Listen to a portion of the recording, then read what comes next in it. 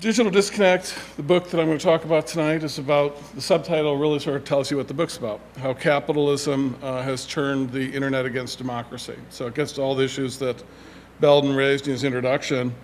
And one thing I noticed, I've been teaching the internet really for 20 years, 22 years now in my classes. I think I started teaching it as a regular segment in 1992 in my classes, and it's always been high on the list of things I'm concerned about. And one of the things that's been striking is I've written a lot of articles, but I never could really write a book on it because it hadn't crystallized sufficiently. So something written in 1997 would look ridiculous by 2001. Something written in 2007 looked ridiculous in 2012. But I think sometime around 2010 or 2011, it became clear that the thing had been sorted out, that a handful of giant companies had figured out how to make a killing on it, and they basically were writing the rules, the roadmap, just to make sure they would keep making a killing on it, and that we could now assess it safely and understand that the dominant forces, dominant practices were pretty much in place. They weren't going to be disappearing anytime soon, probably not in any of our lifetimes. And so that was really the moment that happened. I said, okay, now it's time for an assessment of the internet, a political economic assessment.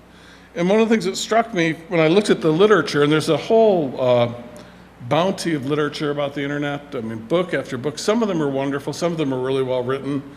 And they deal with, how to make sense of the internet. And what I like about these books as a rule is they're meant for the general public. They're not academic books always, although they're oftentimes written by professors, but they're meant to sort of let people in on a view of the internet and how to understand it and make sense of it. And I wanted to write a book like that. I wanted to write a book that wasn't simply for academic use, it wasn't simply for scholars, but was for people just concerned about the world they live in. And that was the general principle behind the book. But when I looked at the range of literature of books that I wanted to be in the group with, what was striking to me was how capitalism was sort of missing in action in all these books. It just simply wasn't there. And that struck me as awfully peculiar that you could write about something like the internet, or anything really, but especially the internet, and lay off capitalism. I mean, it just, it was incomprehensible to me. And that was really my entree, my way into the book. At worst, in these books, capitalism assumes the form of the sort of what I call the catechism.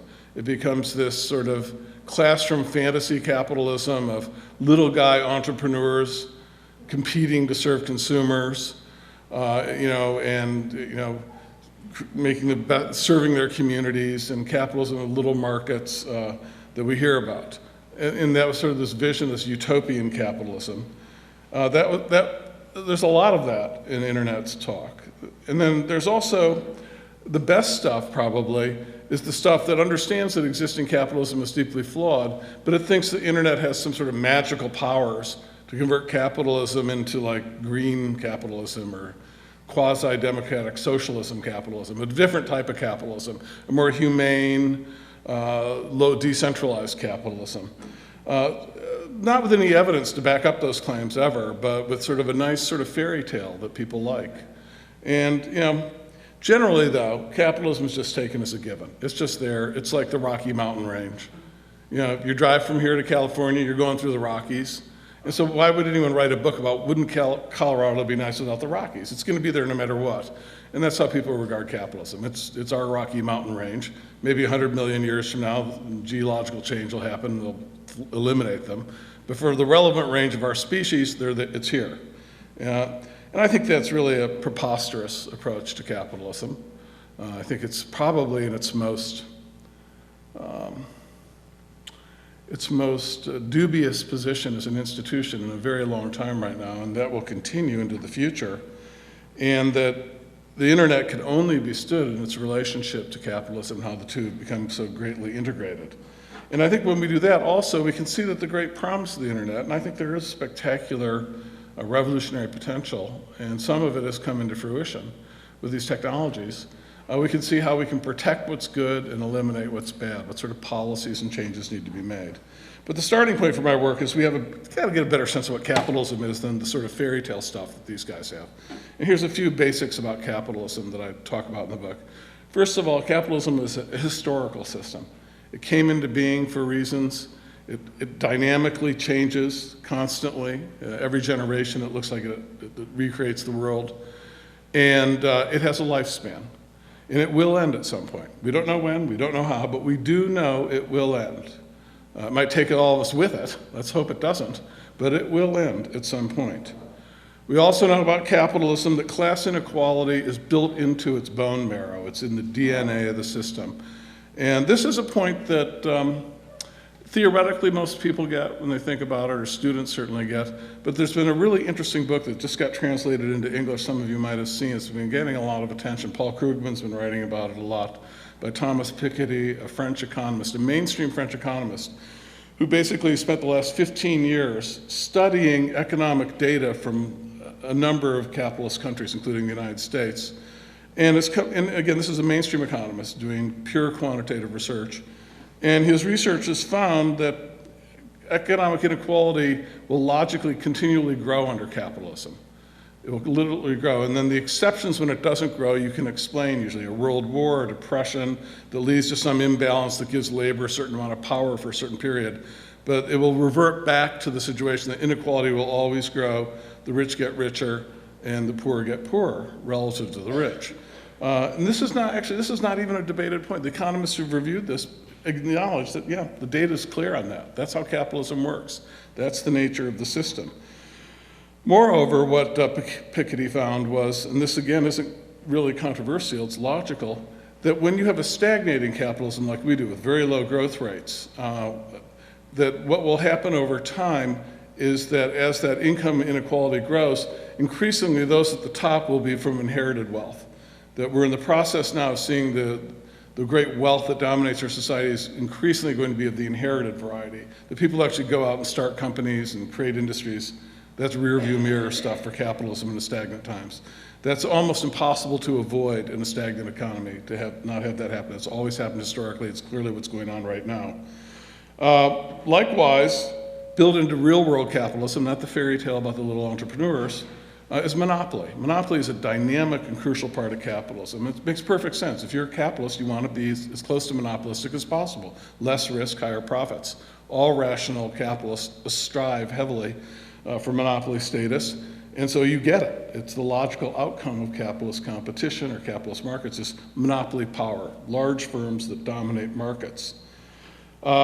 Now, monopoly, interestingly, along with inequality, aggravate one of the great problems of modern capitalism, the one we all live with today, which is stagnation. The capitalism is growing at a very slow rate, standards of living plummeting, resources to pay for social services, pensions, things like that, under attack, the quality of life basically suffering. Monopoly aggravates it because it depresses investment. Inequality aggravates it because it depresses purchasing power of people to buy stuff to keep the economy growing.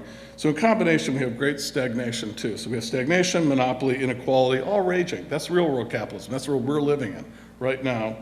And when you add that all together, what you have is nothing short of a complete full frontal assault on any reasonable notion of democracy or self-governance that could possibly exist.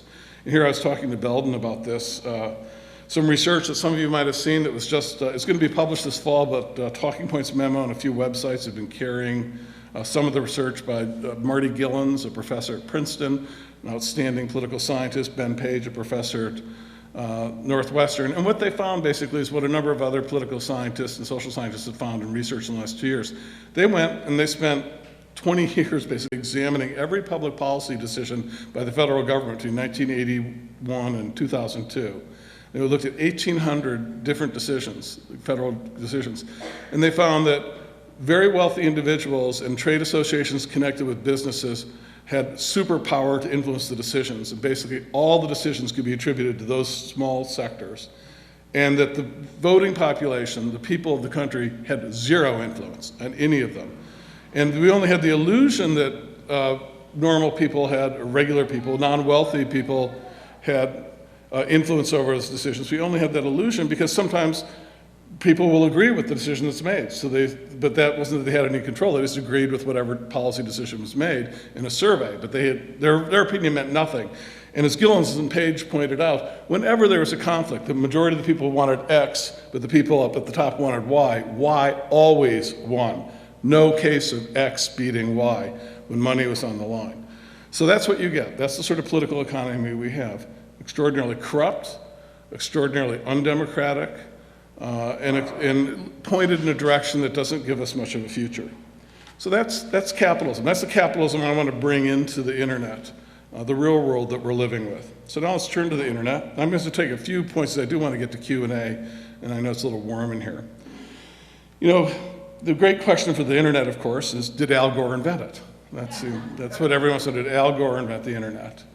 And, you know, he gets ridiculed for that. He never claimed he invented it. But in fact, you know, he actually had much more to do with it than he's given credit, because he was on the relevant committee in both the House and Senate that was in charge of funding for ARPANET and later the internet. And in that capacity, he was one of the most enthusiastic supporters of funding for ARPANET and the internet. So as much as anyone in Congress, and since Congress bankrolled it, they voted all the money that created it, you know, he didn't invent it, but he certainly was a crucial figure. But he never said he invented it. In fact, that led really to George W. Bush's only intentionally funny line of his career. In the 2000 presidential race, you know, the Republicans were beating up on Gore. Gore said he invented the internet. Oh, what an idiot. How could anyone like Gore invent something that a business genius must have invented? And George W. Bush's line was, if that Al Gore's so smart, how come all the web addresses start with W? And I thought that was pretty clever by him. I didn't even know he knew what a computer was at that point, so it was pretty impressive. But the reason why that's an important incident is what Gore's comments, or his participation indicated, which has been erased from public memory, is how the internet was a function of the public sector, pure and simple. It's really a testament to socialism. If we'd left it to the profit motive, the internet never would have been created. It would have made no sense. No business would have sunk in the amount of resources that would have taken, but literally by my count, in the hundreds of billions of dollars over 40 years to create what by the early 1990s was the internet. There was no commercial payoff. It just would have been an irrational investment. And that's something I don't think is fully appreciated. And you know, what the key sectors, of course, were the military, which is keenly interested in having a communication network that one nuclear bomb couldn't take out or one attack couldn't take out because it was not centralized. And also by the scientific community on campuses just like this, a handful of research universities where there was a whole culture of computer scientists, young computer scientists, who did much of the innovative work creating it with military dollars behind it, ultimately. And this group, this culture, was significantly counterculture. It was a significantly left culture of people who designed the internet and thought about it and had the plans for it in the 60s, 70s, and 80s. I knew a lot of these people. I wasn't one of them. But you know, when Steve Wozniak, the co-founder of Apple, you know, in the 70s, he was part of a social justice computer club. They thought the internet was going to end inequality. They thought it was going to be the great leveler that would basically give us a classless or relatively classless democratic society, that it was going to really empower people at the bottom. That was what motivated that community, much of it. And Mark Andreessen from here, when he went out to Silicon Valley to try to make his riches on Mosaic, said the great battle he had to fight while trying to make money off of the internet was battling the fact that it was militantly egalitarian. Militantly egalitarian. That was the great problem he had to struggle with. How do I deal with this culture that is hostile to getting rich? It is hostile to commercialism. It hated advertising. Madison Avenue was freaking out in the early 1990s. The whole culture online despises commercialism. It hates advertising. How are we going to steer this ship to make it our baby so we can actually sell products again and not get boxed out? In the book, I go through some detail about this really rather extraordinary change from 1990, 91, 92, militantly egalitarian, militantly hostile to anything commercial, to within 5 or 6 years, 180-degree shift. Whoever can make the most money wins, whoever dies with the most toys wins mentality. Full speed ahead, pedal to the floor, go for it, make money by any means necessary. It was an astonishing shift, and there was done with almost no public debate whatsoever. How did that possibly take place? I don't think that's, a lot of people have talked about it. I don't think it's been looked at closely enough. In the book, I go into great detail, considerable detail. In a nutshell, I put it like this. First of all, you have corrupt policymaking, which I've talked about a lot and written about a lot, were powerful firms. So just like the Gillens and Page research showed, people who have a stake dominate any policies, and then they can make it more commercial because that benefits those at the top. That's a starter. The other point, though, is that community of activists who became the bedrock of the open source movement in that period, that community basically saw the internet as largely infinite. So, corporations and commercial interests could do their thing, but there's plenty of space for us to do our thing. So it's not really like radio or TV where you're getting muscled out. You can still have your thing while I do theirs, so it's not that big of a deal.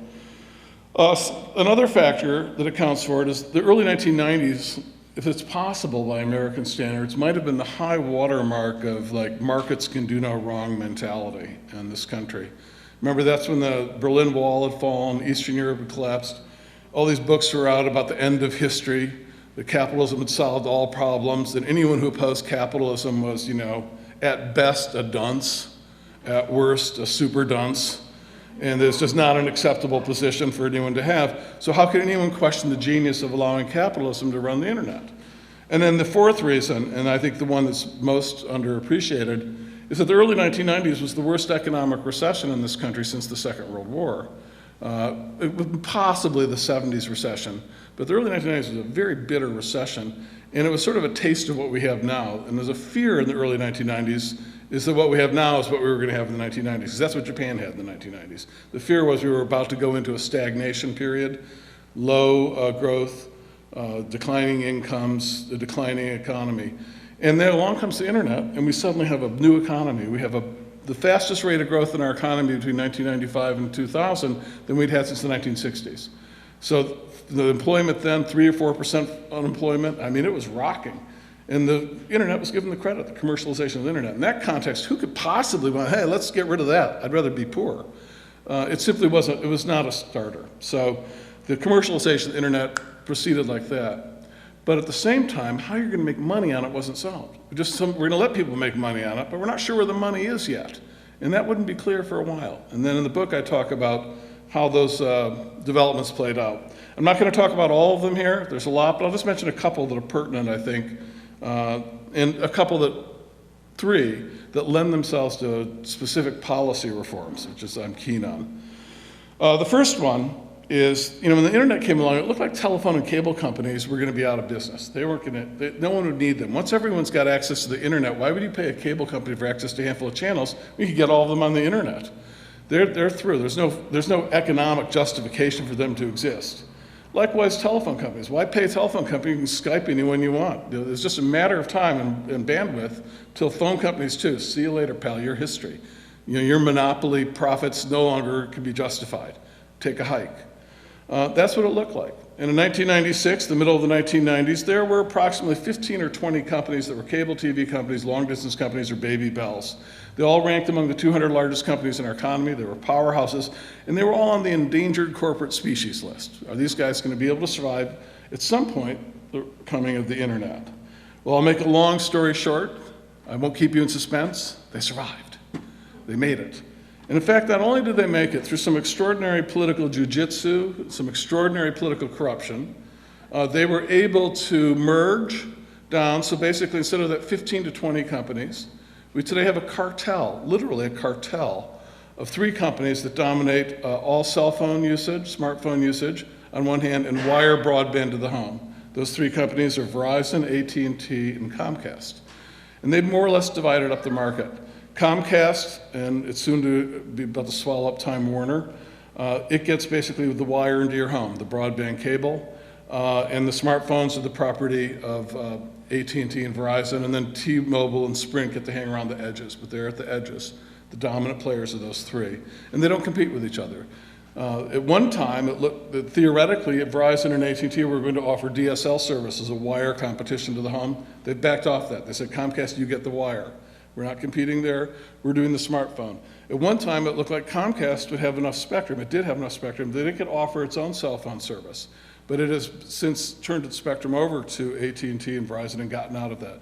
They work together. It's a cartel in the classic sense of the meaning. What that means for the American people is that we pay, in 2000, before the cartel existed, we ranked in the top 3 by virtually every measure of internet speed, access, quality of service. We were there. We were really, we invented the damn thing, of course. We were right at the top. Today, we rank, depending on what survey or study you look at, between 15 and 35, and we're falling. We pay vastly more than virtually any other democratic nation for much worse service. Anyone who's had a chance to go to Europe or Korea or Japan and see what they're paying and what they're getting is astounded when they come here. When Europeans come here and they see what they have to pay for one of our crappy cell phones and what they get for that money. Google was so frustrated with how bad the cartel is that it built up this service, Google Fiber in Kansas City. I was just there. Because they basically wanted to fire a shot over the bow of the cartel saying, look, dudes, this is how it's done in the rest of the world. The speeds are 100 times faster and it's cheaper. Now, Google can't afford to do that for the whole country, but they just wanted to send a message, look, this is how you can do it if you actually did it. And say to the government, hey, dudes, this is how the rest of the world does it. We don't have that. The cartel has no incentive to do it. They have no competition. They're making gonzo profits. Verizon and AT&T last year alone made $42 billion in after-tax profits on $250 billion in revenues. That's a really healthy profit margin, not rate, margin, that they're pulling in. And it's almost all monopoly rent money. They don't do anything to deserve it. Basically, they have a cartel, so they can gouge us on prices. One study that was done by the New America Foundation determined, where Sasha Meinrath works, I might add, IMC hero, determined, I think it was that in the 10 years of the teens decade, I think it's going to be $250 billion in profits are going to be accrued by these companies. No, I take that back. American consumers will pay $250 billion extra just because of the monopoly power of the cartel. That if we had reasonable prices, that's how much less American consumers would pay. Back in 125 years ago, the railroads had a similar relationship, the railroad companies, that the cartel has today. They controlled the whole transportation structure of the country for people and for economic goods. And it was the dominant industry by far in the country. And Clarence Darrow had one of these great lines. He had many. One of his great lines, he said, the challenge in American politics today is we can have railroads that own the government, or we can have government that owns the railroad. And we better have government that owns the railroad. That was his argument. The Sherman Antitrust Act was passed looking at the railroad industry and saying, this is an outrage. These guys have so much economic and political power. They control every state government. I think there's no justification to have the cartel. I think that should be they should be eliminated. They're parasites. They do nothing of value.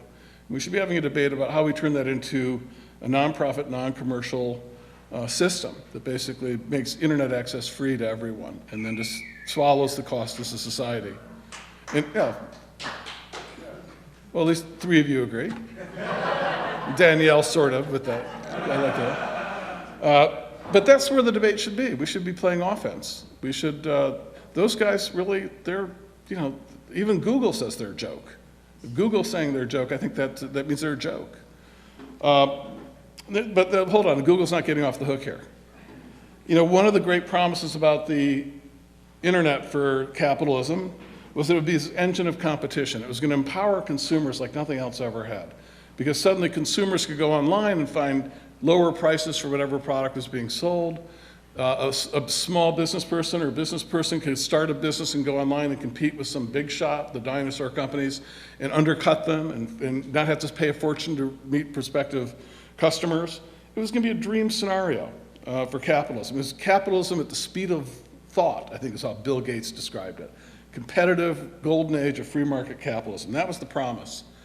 Isn't it ironic that we can now say that capitalism is the greatest generator of economic monopoly in the history of the human race? Not capitalism, duh. The internet is. The internet's the greatest generator of monopoly in the history of the human race. Everywhere we turn, the internet is dominated by a handful of companies that are monopolies. In economic terms. Now, in economic terms, a monopoly does not mean one company sells every single thing of product in a market. It just means that you dominate a market such that you can determine how much competition you have by what you set your price at. If you want to get everyone out, you can, but you will cut in your own profit. So usually you just take most of the action and let some people stay on the side. Even John D. Rockefeller's Standard Oil is peak. I think he had 82% of the market. He didn't have 100% of the oil market in America. But 82% gave him the power to control the market, set the price. That's what he wanted. Well, if you look at the internet, most of the giant firms there have that sort of market power in their core activities. They've got, John D. Rockefeller, Standard Oil monopoly power. Amazon, Apple, Google, Facebook, eBay, right on down the list. They've got serious monopoly power where they're the dominant dog and no one can touch them. In fact, 13 of the 30 most valuable firms in the US economy are internet monopolies. 13 of the 30. It's risen to the top. Sometimes it's 12, it depends on the ratings. The last time I looked was about 3 weeks ago. Google, Apple, Microsoft, Amazon, Facebook, AT&T, Verizon, eBay, IBM, Comcast, Intel, Cisco, and Qualcomm.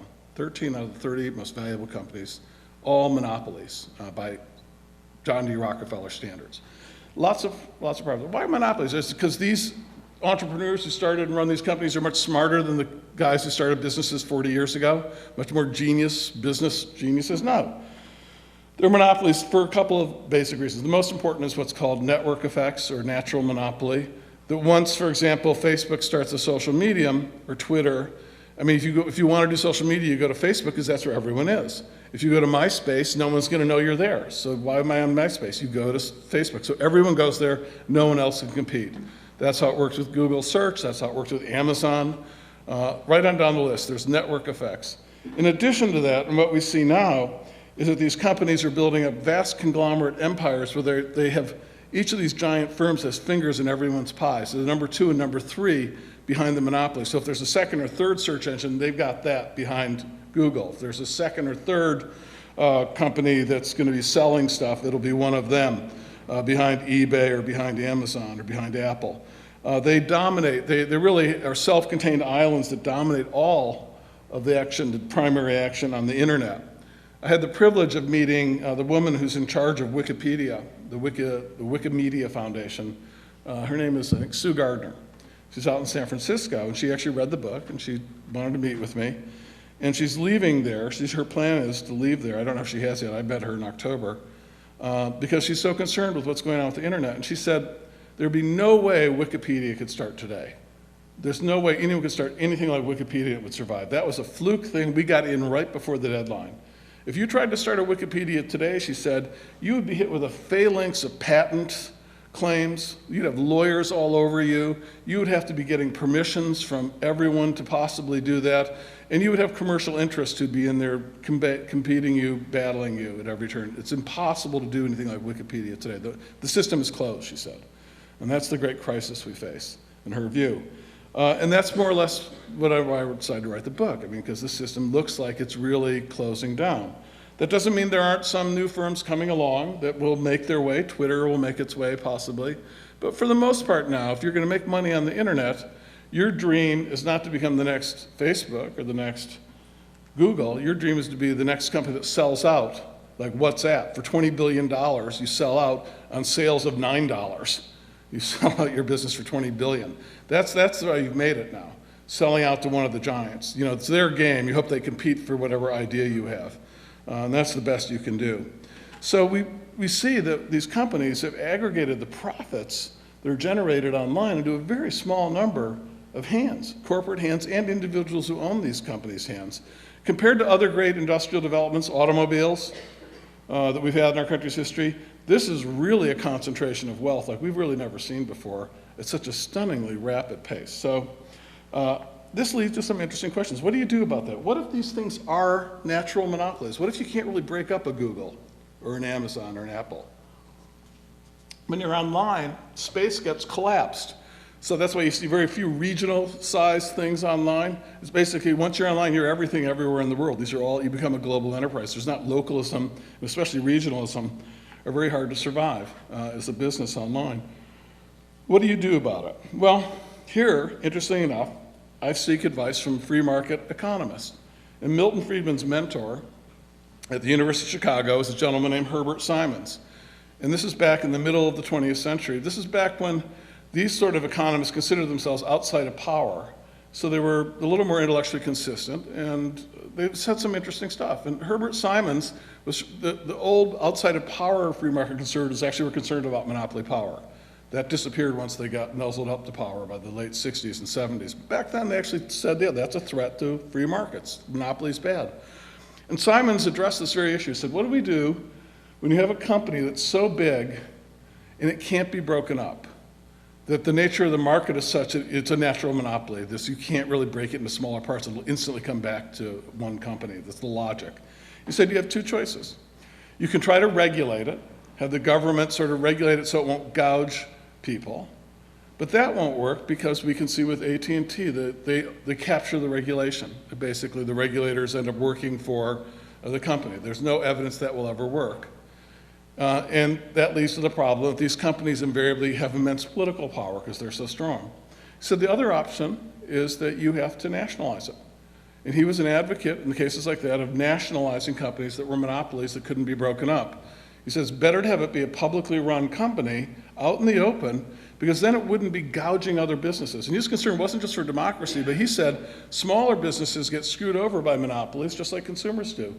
And they would take profits away from smaller businesses. They'd be gouging them, forcing smaller businesses to pay more than they ought to pay. So Simons, again, Friedman's mentor, said, when companies get like that, they should be nationalized. They should be taken out of the profit-making system because they aren't legitimate players at that point. That's exactly when you have a public sector. That's what its job is to do. I think there's a lot of merit to that argument. I think that's the sort of discussion we ought to be having about these online monopolies and the power they have. And if you think about the political influence these companies have, we talk a lot about Citizens United and all the decisions, the money in politics and the power of lobbying. Well, these guys are just getting warmed up right now. And they have, don't let the hacky sack games and the ponytails fool you about Google and Apple and Amazon.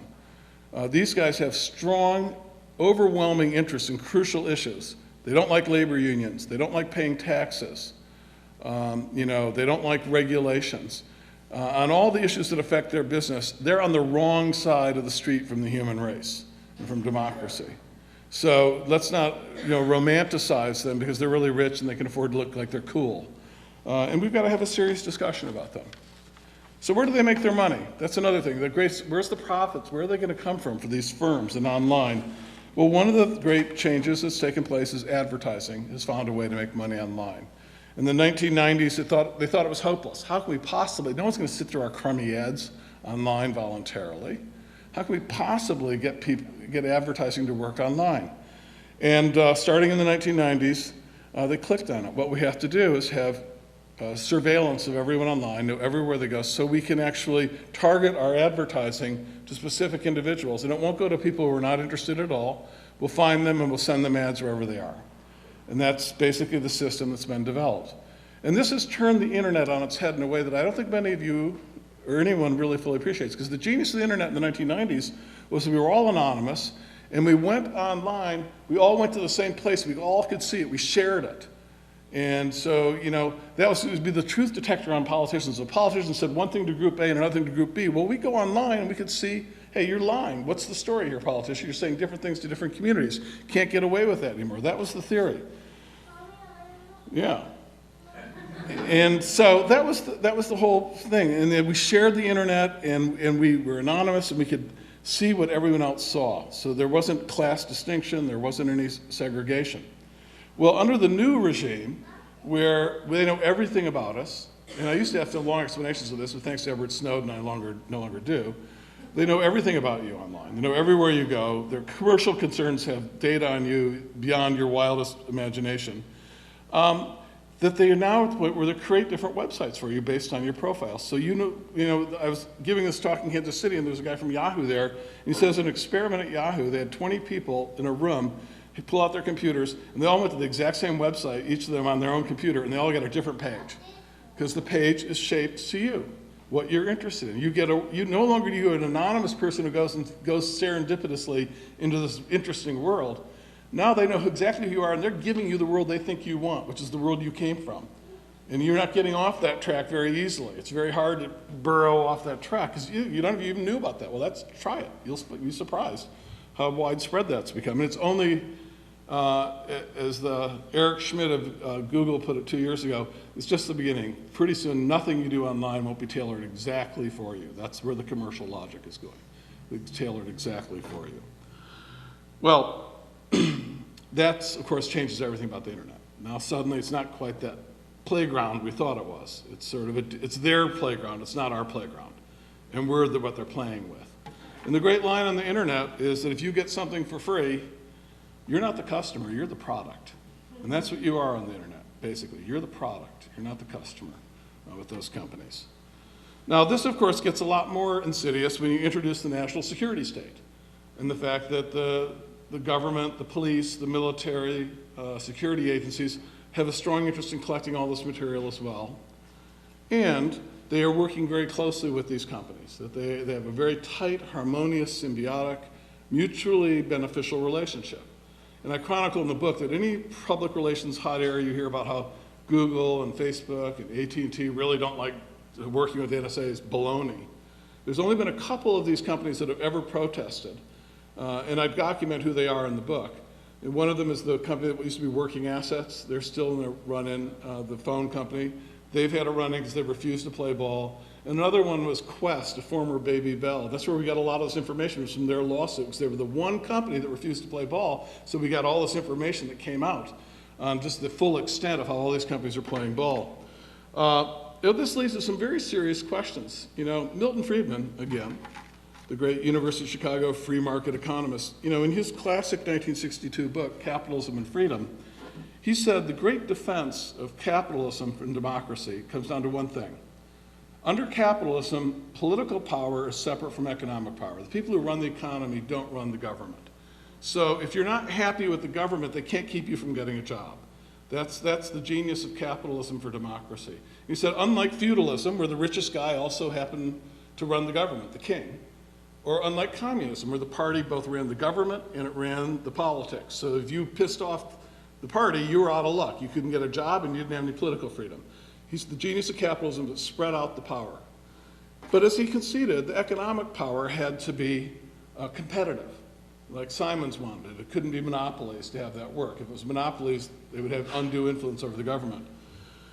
Well, by Milton Friedman's defense of capitalism and democracy, that's blown up. That doesn't exist now.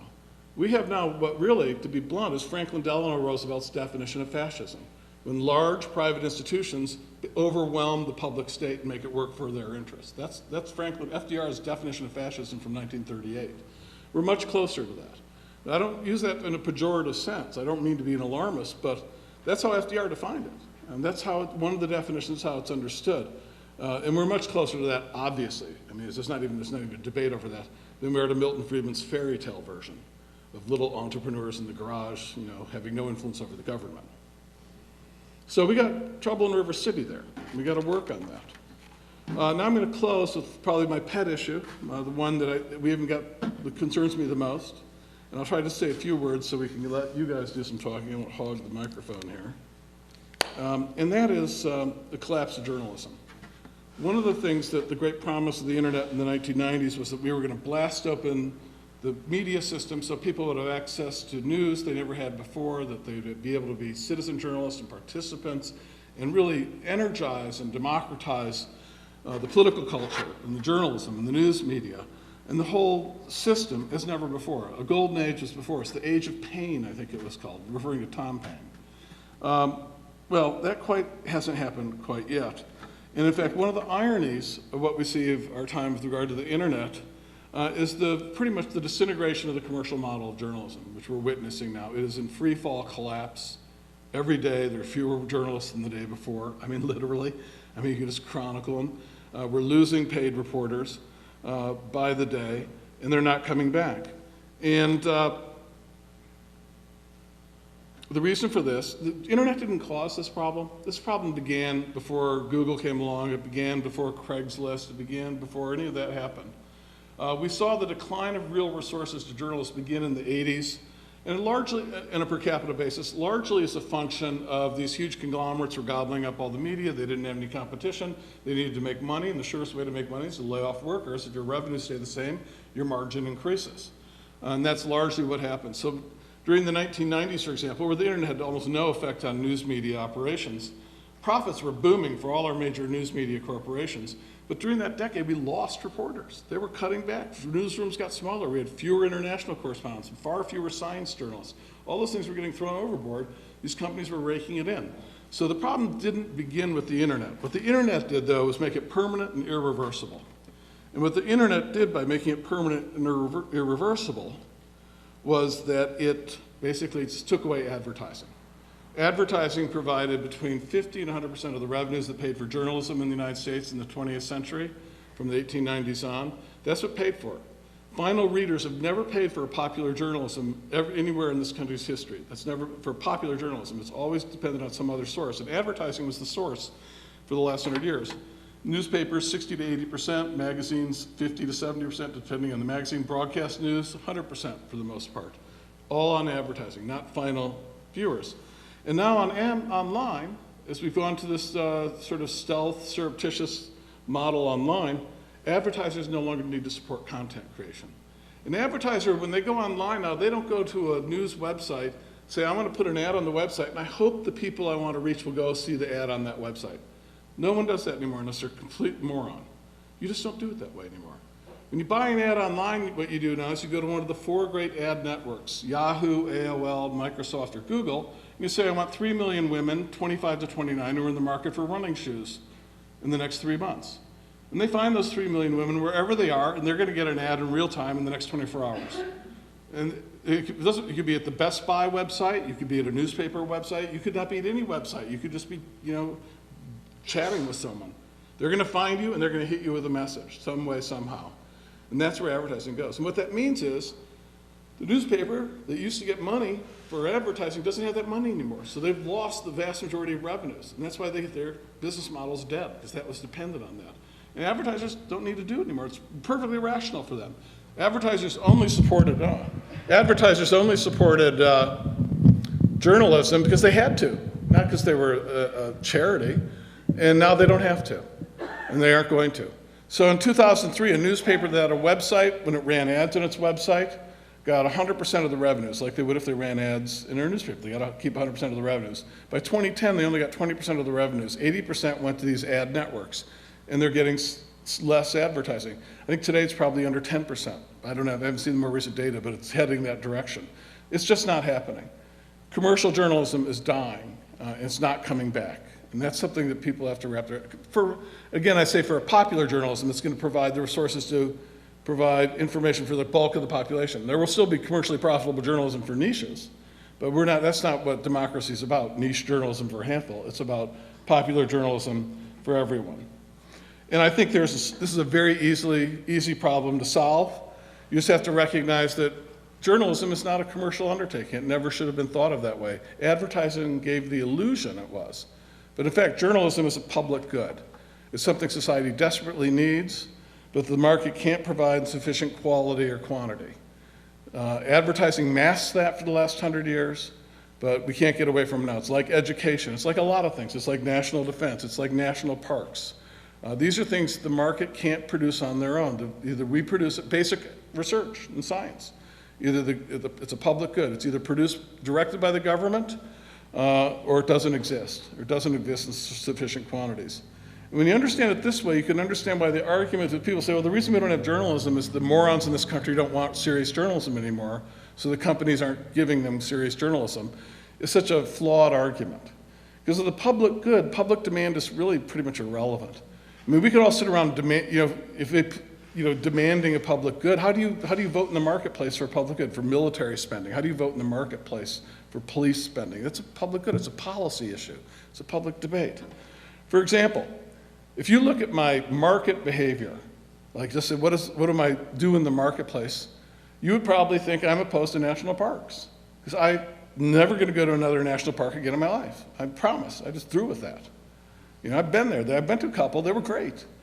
But if Rush Limbaugh or Milton Friedman's acolytes at the University of Chicago start investigating what I do with my marketplace behavior, they say, well, this guy clearly doesn't like national parks. He's not voting with his feet. He's not going to them. So he's probably in favor then of plowing them under, drilling, getting rid of them, because he's clearly not going there. He's getting nothing out of it as a consumer, so get rid of them.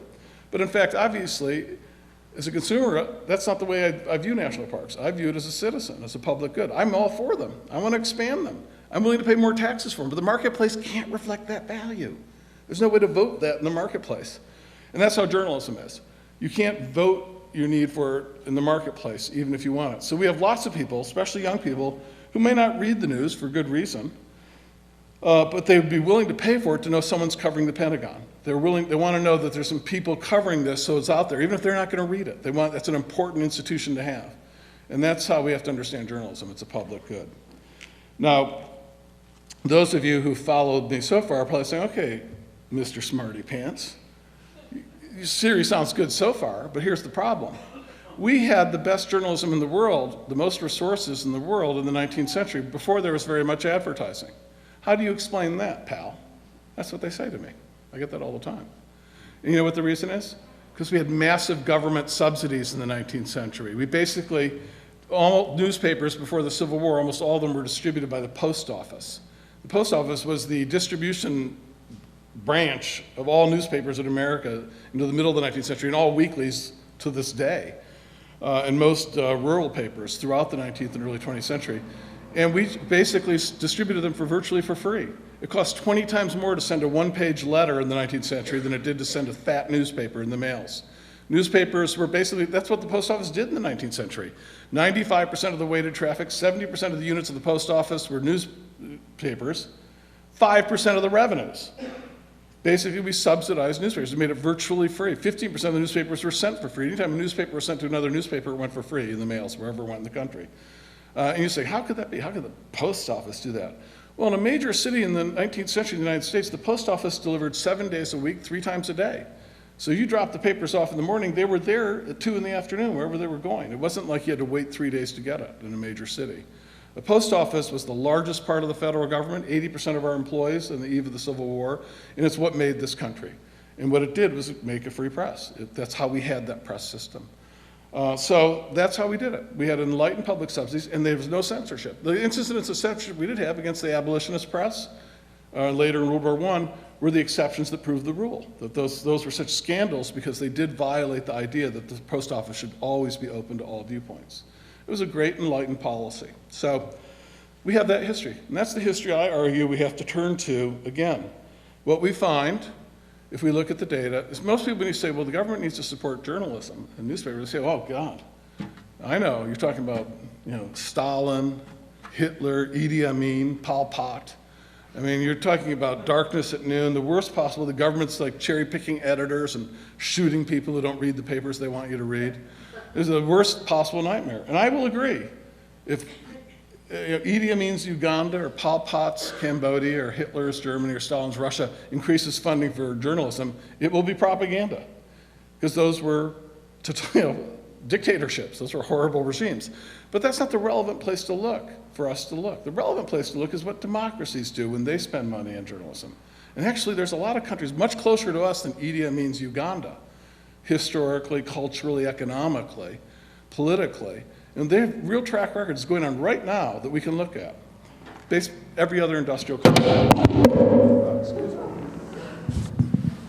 Basically every other, I broke this, heavens. Sorry about that. Every other industrial country in the world. Very interesting.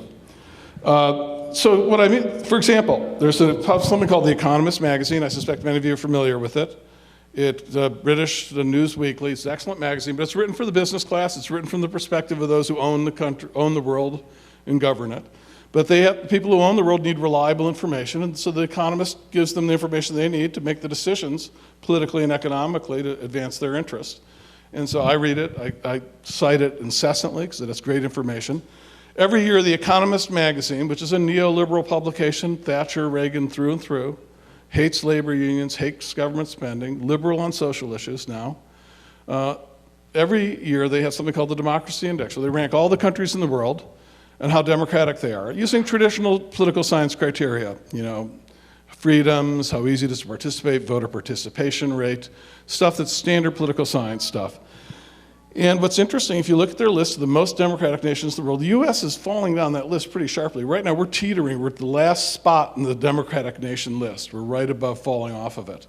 But if you look at the countries in the top 10 every year, and I've done it now for 5 years running, what's striking about them, they are the 10 countries in the world that spend the most per capita subsidizing journalism and media. Norway, Finland, Germany, Japan, Britain, Sweden, all these countries spend a fortune per capita. 50 to 100 times more than we do, subsidizing public media, subsidizing journalism, keeping creative dissident voices alive. They take it seriously, and it pays off. It pays off. Then you say, well, that's a correlation. That's not an effect. That doesn't count. This could be a fluke, and it could be a fluke. So there's another group called Freedom House, which is a group that was started in the Cold War to monitor the evils of communism and totalitarianism, a liberal group. And they evaluate all the press systems of the world every year, from top to bottom, best to worst. And it's a good, actually, it's a good ranking system. It's a complex system, but the most important criteria they use is whether there's any government censorship of private media. That's the #1 bugaboo for them. Can't have any government censorship of private media. And guess what you're going to find? Those of you paying careful attention will get this. The 10 countries that rank at the top of the Freedom House's most uncensored, freest, best press systems in the world, guess what countries they're in? The same one on the Economist list. Guess where we are? I think we were 47 last year. We're falling like we got lead balloons attached to our feet on that list. Norway, Sweden, Germany, Denmark, Japan. These are the countries that rank at the top of these lists because they have journalism, they have institutions, and there isn't government censorship. In fact, the research shows in democracies, the more you spend on journalism, subsidizing it, the more critical journalism is of the government in power. That's what the research shows, that it's counterintuitive to what we were all taught. So it's a solvable problem. These countries have shown it. If you go to any of these countries, this is today I'm talking about. It's not ancient history. This isn't 1830. This is 2014 this is going on in these countries. So where do we look to find a solution to that? The key is you want lots of public funding, but you don't want to let the government control the content. That's the policy problem, right? Where do we look for that solution? And interestingly enough, you guys are going to think I'm a Milton Friedman nut, but the best idea I've seen comes from Milton Friedman. Now, I want you to understand, it's not intentional on Milton Friedman's part. In 1955, Milton Friedman, when he was on the outside, he wasn't connected to power, wrote a very famous essay where he called for the elimination of public education.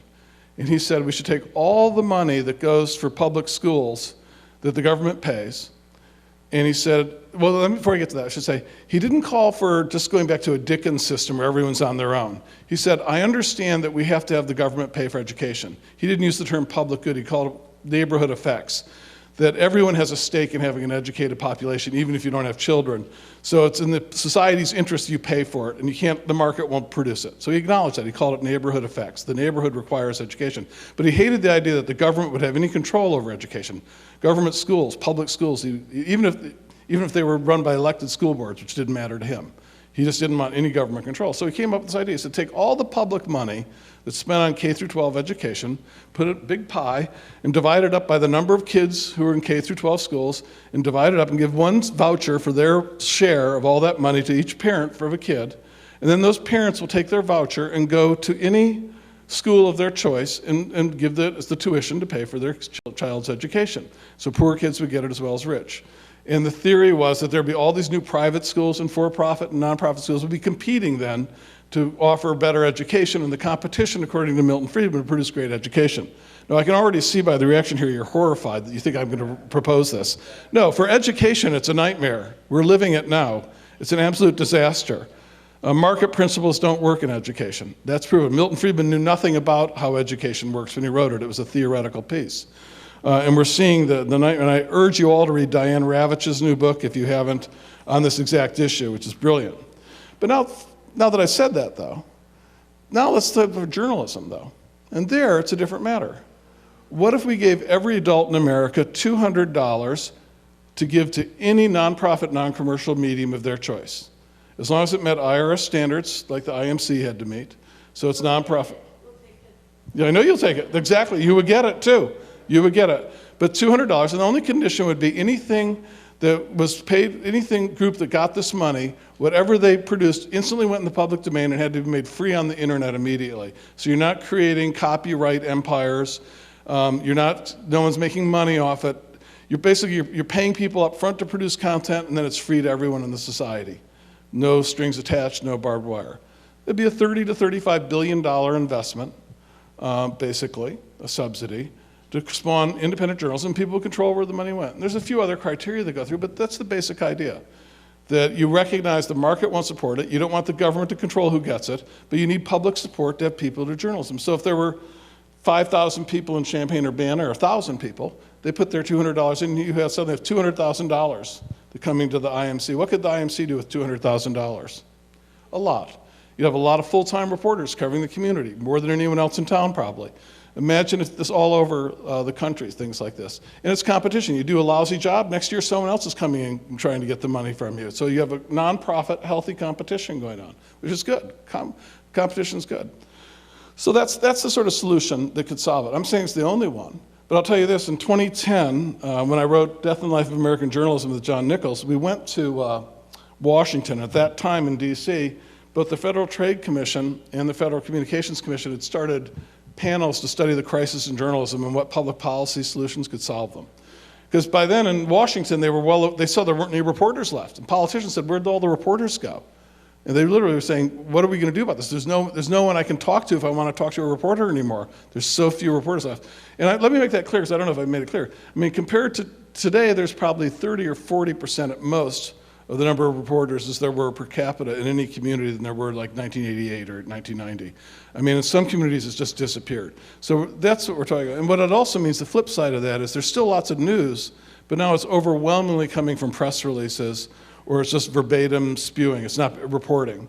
The Pew Center puts it around 85% of what we call news is basically just press release or some public relations or an unedited public official saying something, public general source.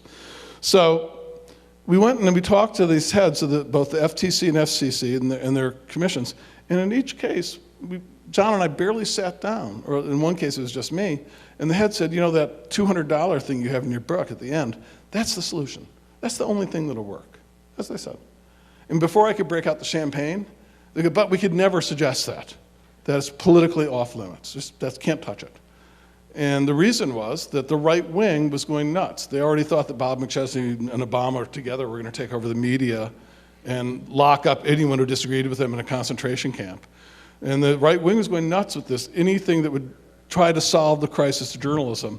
So they were in a jihad against any proposal.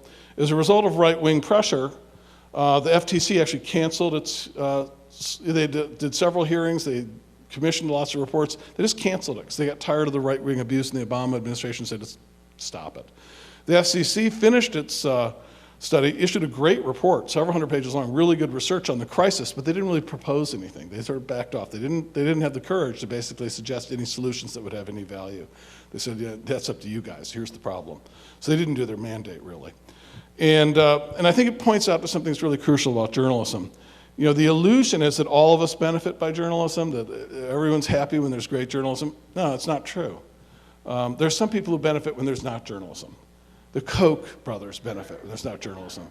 The banks benefit when there's not journalism. Exxon benefits. The less we know, the better.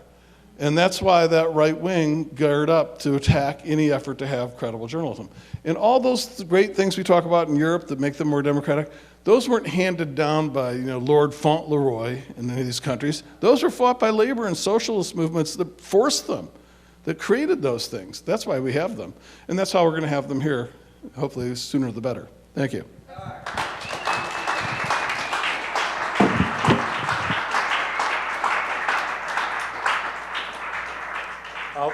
I'll take some questions if anyone wants it. Is the mic working, Danielle? Yeah, testing. Okay. Could folks who want to take questions, could you just come up and speak into the microphone? Because we're still going to broadcast. So, Christina, want to come up?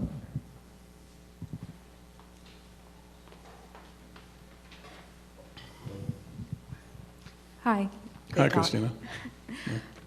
So you talked a little bit about sort of this new digital currency that exists now, where advertising has sort of transformed into data, and the commercialization of data is where a lot of the money is being made on the internet. And I was wondering if you think that there is potential for the democratization of information or data, like sort of maybe taking data from sort of the private interests that are ruling it now, and if there's potential to maybe co-opt that for either policy or doing direct action. That's such a great question, and I can't give a great answer. I can't give an answer equivalent to questions. I haven't studied it enough or thought about it enough. I get a feeling you're going to come up with the answer to that, Christina, in your work. I hope so. But I think that's really a really interesting question. What are we going to do about all this data that's collected? Protect ourselves, our privacy, but at the same time, there is all this data out there. How is it going to be used and governed? And I'm not sure what the best policy solution is to that. So I'm looking forward to your answer for me, or someone's answer. I've got to study it, though. Yes, I think you got to come up here, unfortunately. You're going to be on TV now. So you spoke about the internet in Europe Yeah. Well, as being much less expensive, et cetera. cell phones. You didn't speak, well, you said it was much less expensive, it said it was cell phones. Yeah. But what are they doing different there in order to do that? Yeah, that's a great question. It depends on the country. Generally, I asked this very question of Sasha Meinrath and Ben Scott, two veterans of this community in the past. And what you find in those countries, depending on the country, is they don't have the same lobby, so there's stricter regulation and there's much more competition. In some cases, they have our 1990s model where different companies can use the same wires and compete on them, where one company doesn't get to monopolize the phone or cable wires. It depends on the country, but in all instances, the commercial interests have less power and the regulatory agencies have greater power. I have one more question. Sure. So you held up the European journalism system relative to ours, but when I go to France, which I know very, very well, it's very uniform. There isn't a lot of variety. I don't know how it is in Germany, et cetera, but that sort of goes against what you were saying. Yes and no. I wasn't talking anything about the content necessarily, although I think those polls suggest something about the content. I was suggesting about the resources first and foremost. And I'm a real critic of even our news media at its peak. When we had maximum resources in 1988 or whenever, it was hardly a golden age of our journalism. It was horrid journalism on issue after issue. So I was talking about the resource issue. But the crucial part of solving it is nonprofit, non-commercial, and independent. Then I think we have a chance of getting away from the great problems we've had with our journalism traditionally in this country. As for the journalism in, you're welcome to, if you want to say. As for the journalism in other countries, yeah. I've heard the same thing about France, and I wasn't talking about France. And I think it's true even of the best of the countries we talk about. It doesn't take a genius to see there's real problems there. You know, the great problem of journalism faces in all countries, and we have it the worst in the world of alleged democracies, is the reliance on people in power to set the range of legitimate debate. And that's true in Norway and Sweden as well as it is here, and it's true in France as well. Some countries do a little better job of empowering people who aren't in that range of power to have a voice. So, for example, I'll give you from Norway, a country I know pretty well. They have a subsidy system for dissident newspapers there. And there's one paper called Klassekampen. It means class struggle in Norwegian. It was started by leftists about 50 years ago in Oslo. And Norway has a subsidy to keep alive smaller newspapers in the capital city so there'll be more voices. Papers that qualify, like Klassekampen, get a lot of money from the government, so they'll stay alive. But Klassekampen gets around 50% of its money from the Norwegian government, and it's alive and well. And it has a staff of 40 full-time reporters, Klassekampen. It's sold on every newsstand in Norway. Now, if it didn't have that subsidy, it'd be out of business. The market wouldn't support it. And there are other papers from the other part of the political spectrum that get the same benefit, that meet the criteria. And so you've got this left paper that everyone in the country knows about. And you know what Klassekampen's circulation would be if it was in the United States, if you projected it to our population? Its circulation would be over 1 million copies a day. So it's widely read in Norway, but the market won't support it. Doesn't matter how big its circulation. So that's the sort of, that adds a voice we would certainly love to have in this country, for example, to broaden our debate. Yeah. Is this work? Yeah, okay. Two things. One, I do have to disagree with Mort in regard to the print media in France, because what you do in France is you read the newspaper according to your ideological predisposition. If you're a communist, read L'Humanité. If you're a Trot, you read L'Humanité Rouge. Well, but I mean, it still was going until very, very recently. So you have Trotskyist papers, Libé, which was started by Maoists, which is now sort of a left thing. Then you have Le Monde, which is sort of like a little left the New York Times, and Figaro, which was right wing. I think it's a very peculiar newspaper culture in France that probably is, maybe it's replicated in Italy. I don't know the Italian scene that well. But my concern is that we might be talking, if we're talking about the print media, we might be talking about a moot point My concern is that the younger generation is just not attuned to newspapers. That's not where they're getting their information. I mean, at an intermediate point, it was after newspaper television, and people were getting it from television. And now it's the internet. So maybe your proposal would be a good one, but I think there's an important generational issue here, and I don't know how one can combat that where people are just oriented toward what is on a screen. They don't want to sit down and have a book or a piece of paper in their hands anymore, so many. You know, and the proposal I'm making and all the work, I'm really not hung up on media. I think that whole old media, new media thing's ridiculous. I'm hung up on newsrooms, however they might convey the news. I'm hung up on resources to people, independent newsrooms to cover communities. And the $200 voucher thing, most of that I envision would be online. Everything would have to be online. Now, if someone wants to print something up, fine.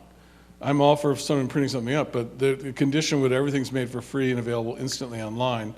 And then commercial companies can use it once it's posted too. I mean, again, I'm for an open system. But I don't get too hung up on precisely which medium people use. I get hung up, though, in the fact that we shouldn't think just as there's a lot of stuff online, there's a lot of journalism. There isn't a lot of journalism. It's really a desert underneath the brush. Okay. Now, if I'd known I was going to be on camera, I probably would have worn makeup or something, but it's all good. Basically, my name's Marty Wilkinson. I got my undergraduate degree in '91 in mass communication, and I got my master's degree in communication studies in 2010. Okay. So I have kind of an interesting perspective, both educationally and to a degree professionally. I mean, I could tell you stories about when they actually started rolling out high-speed internet when I worked for at the time, the evil cable company that was currently in charge at that moment. Mm-hmm. And it had a very different structure and approach than, say, UC2B, which I also studied when I was writing my master's thesis. One of the things that you kind of touched on, I think that it also can be elaborated upon, is the concept of who owns the infrastructure. You know, if we didn't have, like, say, for instance, the Rural Electrification Act of the 1930s, a lot of people probably would not have electricity. You know, and the same thing with, like, say, efforts like UC2B, there are some people who probably would not have access to high-speed internet, which is kind of how digital divides are still being defined. But another thing that I think also merits being touched upon is how people actually utilize the ability to produce and be part of information. You know, from my own perspective, like when I was an undergraduate, a lot of women who are my peers, they were encouraged to go into the writing, they were encouraged to go into the talent, and the same thing with minorities. Whereas a lot of the production, the technical aspects, the decision-making, that was still very male-dominated. And so when I took my initial video production classes, there was like about a 50-50 ratio of men to women. But when I was doing my advanced production classes, only 3 of us were women. Mm-hmm. And we had to struggle to get a voice. And even now, some of the studies that are done out there, like Esther Hargitay, I don't know if you're familiar with her work, but even how people produce media, even online, there are still some very specific differences as far as gender goes, as far as race goes, and other factors. So my question is, how can, say, for instance, somebody in your position who's an educator look at addressing things like, say, within colleges and universities to kind of equal the playing field? Because, you know, people who graduate from college with an undergraduate degree, once you're getting on to master levels and PhD levels, the representation does tend to still be kind of geared towards the, no offense, all white men. Mm-hmm. And I think part of influencing that policy also includes incorporating those voices, voices of women, voices of minorities. And as far as the education thing goes, you know, if we include, like, say, media education in grade school, in elementary school, and in high school, we can bring out newspapers, introduce them to kids, make that part of their studies. You know, I encourage my daughter to look at media critically from a young age because of my background. And it's kind of to the point where she kind of ruins television for me. And that's a good thing. You know, she'll sit there and she'll critically observe media. you know, and she's a lot smarter about it than I was at that age, and I'm kind of proud of that. But again, I think education and how we educate small children in the public school system can play that role. And that's kind of addressing what Belden was talking about. And of course, there's a lot of things I could talk about, but I don't want to take up everybody's time. Well, those are great comments. And I think the point I'll just add on to is that the media literacy education is really crucial. And unfortunately, given the battles we have in public education right now, I mean, this is really, in my view, sort of it's the most important fight we've got going on right now in the country. That seems like a side battle. I mean, it seems like we've just got to keep the principle of public education alive right now before we start worrying too much about the curriculum. But that's, as soon as we win the first fight, that's right on the list. It's something we've needed for a long time, a significant media literacy, which would address basically all those issues starting at K and 1. So I'll let someone else. Thank you. I think we'll take 2 more questions, and probably do a question, and then have the property with the last question. Go ahead. Hi, can you just explain to me where NPR and PBS would fit into what you're describing? Well, actually, no. NPR and PBS, I mean, I think the problem we have with our public broadcasting system has been that it's never really been a public broadcasting system by the international definition. The funding has been very limited. Public broadcasting in other countries, this is going to shock you, is supposed to provide the full range of programming to the entire population without any advertising. That's sort of the definition of what public broadcasting is. So, you know, in Britain, the BBC carried the Beatles and the Rolling Stones, you know, the concerts. You know, you'd see soccer games on it. And if we had real public broadcasting here, all the college games would be on the public channel because they're college teams. You know, they should be public. They shouldn't be commercial. But of course, I mean, my point is, they're not really public in the international sense. They're sort of a hybrid. The way we set up public broadcasting in the United States, it was set up so that in the late 60s, it conceded that the commercial interests got to do all the stuff there was an audience for. So the public broadcasters were restricted to do stuff there wasn't an audience for. Because they started doing programming there's an audience for, the commercial guys would go to the politicians and say, why are you letting these guys compete with us? You know, it's not fair. They're taking away audience. They're subsidized by the government. We have to compete in the marketplace. So they were supposed to do the stuff no one wanted to watch, which put them in a really untenable position because you have to do programming no one wants to watch. Now, the best vision of public broadcasting in that period said, well, what you ought to do is the edgy stuff. You ought to take chances. You ought to go talk to communities that aren't covered, communities of color, immigrant, young people the big networks have no interest in. And to their credit, there were some very principled and idealistic and talented people in the early days of public broadcasting who did that. And the thing blew up right away. I think one of the first documentaries was on redlining in banks that was done on PBS. Well, boy, that was barely on the air, and the members of the Senate were going nuts. How you're talking about racism in banks on public TV, and they were talking about defunding it instantly. So I think they internalized that you can't take too many chances. You can't be too critical. And it's devolved over time, and I think what's happened is that on radio, you've had this renaissance of NPR because commercial broadcasting abandoned doing news in the 1990s at all. There's just, if you want any journalism, it's the only game in town is the NPR station. And it used to be 25 years ago, that wasn't the only game in town. There were lots of other stations that did news. There were news channels in the dial in almost every city, sometimes 2 or 3 if it was a large city. So they've been able to take advantage of that. But I think that NPR, you know, its journalism tends to have the conventions of professional journalism. They report elite debates within the debates. And why it seems better is they avoid the salaciousness and idiocy of news reports on Kim Kardashian's butt and celebrities and all that sort of nonsense.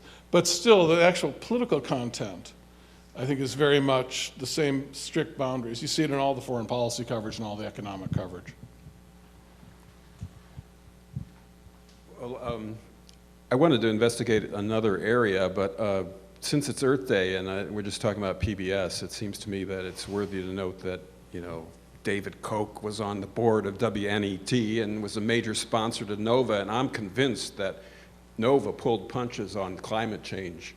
3 years ago, BBC was running a documentary about ocean acidification, nowhere to be mentioned on NOVA until just recently. But there are other models. Latin America, South America particularly, has great support for community media. Diego Rivera's quote about Mexico, so far from God and so close to the United States, is kind of an anomaly. They do have a community media movement, but there's a current move in the telecommunications law to criminalize community media and pull out all the support. In Honduras, you know, community media people get killed regularly.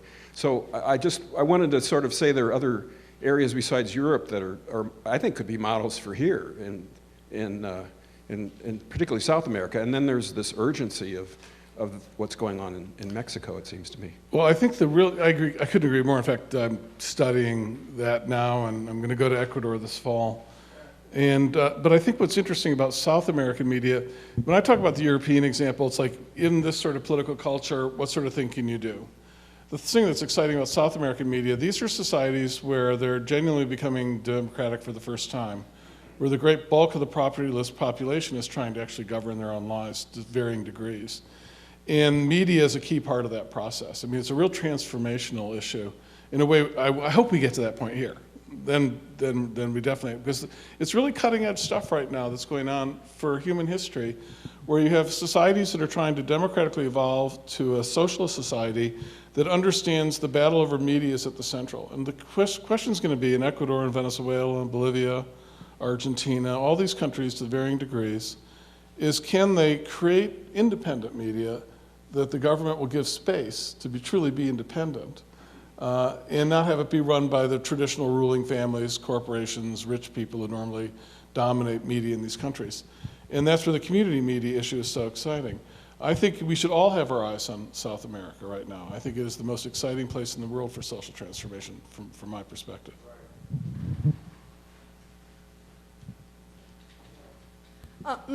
So I'm going to ask you two questions.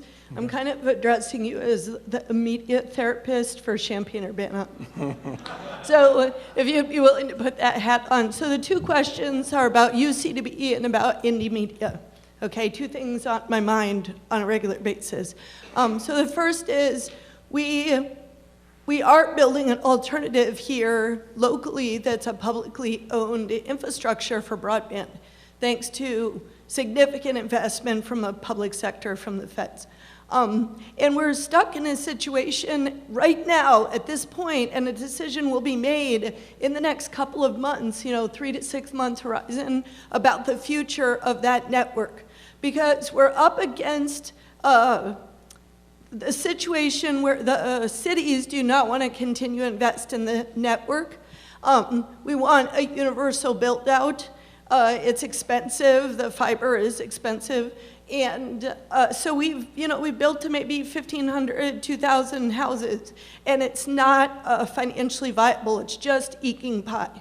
And so I'm wondering, media therapist for Champaign-Urbana, what is, are there any solutions forward other than, selling it to a corporation that agrees to certain provisions similar to cable franchises, which is kind of what we're looking at right now. Give it the whole thing away. I mean, keep public ownership kind of in name only, give it away and say, hey, hopefully you'll build out universally. We're not going to put a lot of constraints on you, but here's some provisions. And it says, put Ezra to sleep. I have to put that into Ezra's been incredibly well behaved, by the way. So the second, Ezra, he's so happy he just comes to AMC and gets to watch videos. So the second question, immediate therapist for Champaign-Urbana, is we've been doing investigative journalism here for a long time through the IMC.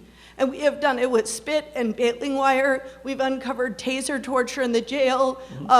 We've stopped the sheriff we grounded the drones. I mean, I can go on and on. We've really helped local social movements stop jail expansion, et cetera. So, and really I can point to a few people who through their volunteer efforts did that. And what I hear from that corner is they're very tired. We don't see a lot of new volunteers coming forward. What's our solution? We kind of have put together this citizen journalism volunteer alternative, and I would say that has shrunken and is kind of tired. So what do we do to renew ourselves? What are models that you see in other communities that we can take forward? So those are my two questions. Thank you. Yeah, well, thanks. As for the first question, I don't know enough to speak, really give you advice I would want to stand on, unless I knew a lot more. It is important, though, and I know you're in a difficult position, and it's tragic if it's not going to be able to develop. It's such a great idea. The second issue I can talk a lot about, because every community I go to has people exactly like this. I mean, you're not alone here. We're not alone. Every community's got some people busting their butts, trying to cover the community, trying to do what journalists are supposed to do, not getting paid, or getting paid, usually doing a day job and doing it on their free time, and oftentimes doing great work. Oftentimes breaking stories because there's no one else covering anything anymore. And it's invaluable. And they're burning out. And there's not a lot of people lining up to do it because you're not getting paid to do it. And most people who are most citizen journalists, if they're going to do citizen journalism, they're going to do, since they're not getting paid, they're going to do it on basketball or where to get a good hamburger or something they're interested in. They're not going to go through paper after paper, difficult research, digging to break a story if they're not getting paid for it. That's not to be Johnny One Note. That's why having people get paid a living to do journalism is really important, having the resources to pay for that.